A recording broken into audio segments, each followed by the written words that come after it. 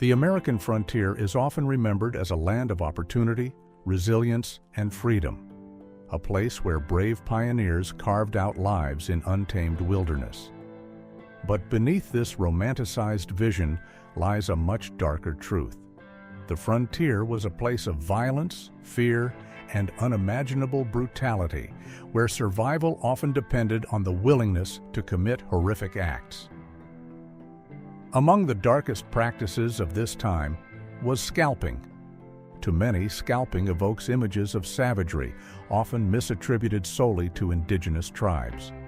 However, the reality is far more complex and far more shocking.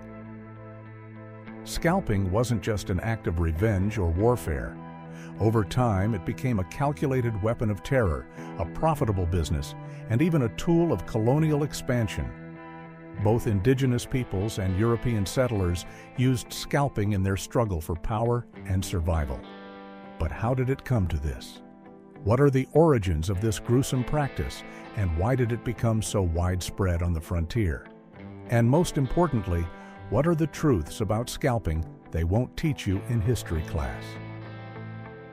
To answer these questions, we must go back thousands of years to uncover the untold origins of scalping.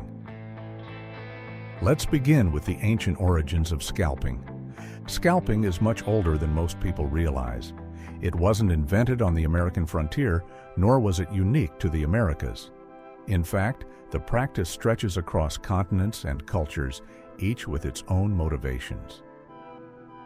Among the earliest recorded practitioners were the Scythians, a nomadic people from Central Asia.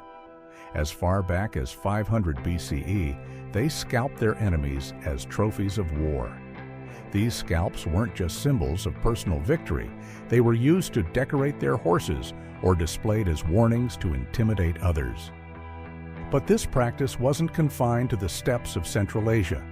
In ancient China during the Warring States period, warriors scalped their enemies to demonstrate loyalty to their lords. These acts weren't merely physical, they were symbolic declarations of allegiance and power, spreading fear among rival factions. This highlights a global truth about scalping.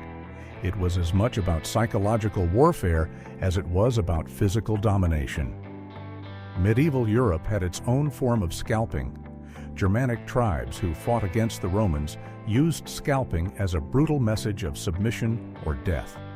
Scalps were paraded as proof of victory in triumphal marches, serving as a haunting reminder of the victor's power. When Europeans arrived in the Americas, they found that some indigenous tribes also practiced scalping, but for reasons deeply rooted in culture and spirituality. Among the Apache, Comanche, and Haudenosaunee, or the Iroquois Confederacy, scalping was tied to honor and bravery. Warriors who took scalps were celebrated for their courage in battle. These trophies weren't merely personal, they represented communal victories, often displayed during ceremonial dances or preserved as sacred items.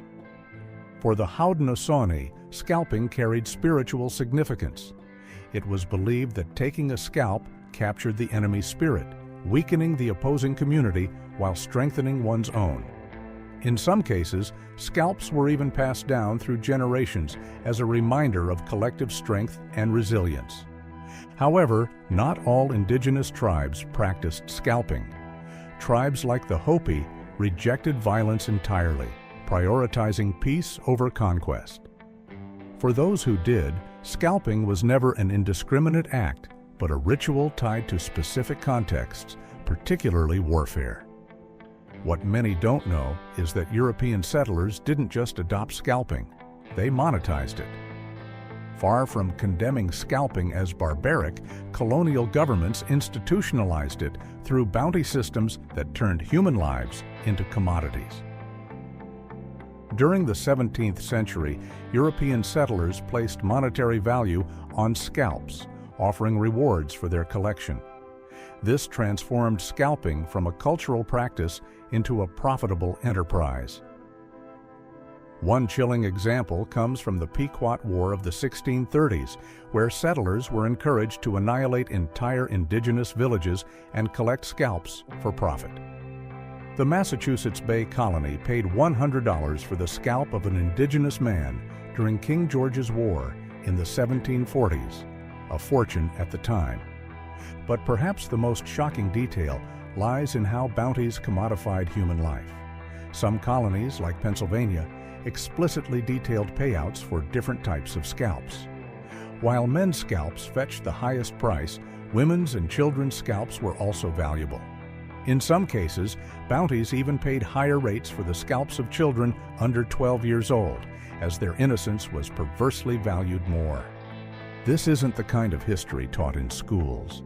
The commodification of scalping highlights the extreme dehumanization of Indigenous peoples who were treated as resources to be hunted rather than as human beings. To truly grasp the horrors of scalping, we need to hear the stories of those who experienced it. One of the most infamous stories is that of Hannah Duston, who was captured by Abenaki warriors in 1697. Taken deep into the wilderness, Duston endured weeks of captivity before escaping. She killed 10 of her captors, including women and children, and scalped them to prove her survival. Upon returning to Massachusetts, she was hailed as a hero and awarded a bounty for the scalps. Duston's story reveals not just the brutality of frontier life, but also how scalping was normalized and even rewarded in colonial society. Another haunting tale is that of Hugh Glass, a fur trapper who, in 1823, survived a grizzly bear attack and was later scalped by attackers who left him for dead. Despite his injuries, Glass crawled over 200 miles to safety, his story later inspiring the film The Revenant. Glass's journey underscores the resilience of the human spirit, but it also serves as a stark reminder of the physical and emotional scars left by scalping. Entire Indigenous communities bore the brunt of the bounty system. During the Plains Wars, U.S. soldiers and settlers targeted villages indiscriminately, killing men, women, and children to collect scalps. These acts weren't isolated incidents. They were systemic campaigns designed to exterminate entire populations.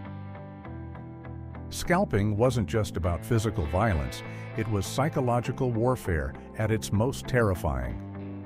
The mere sight of a scalped body sent waves of fear through frontier communities.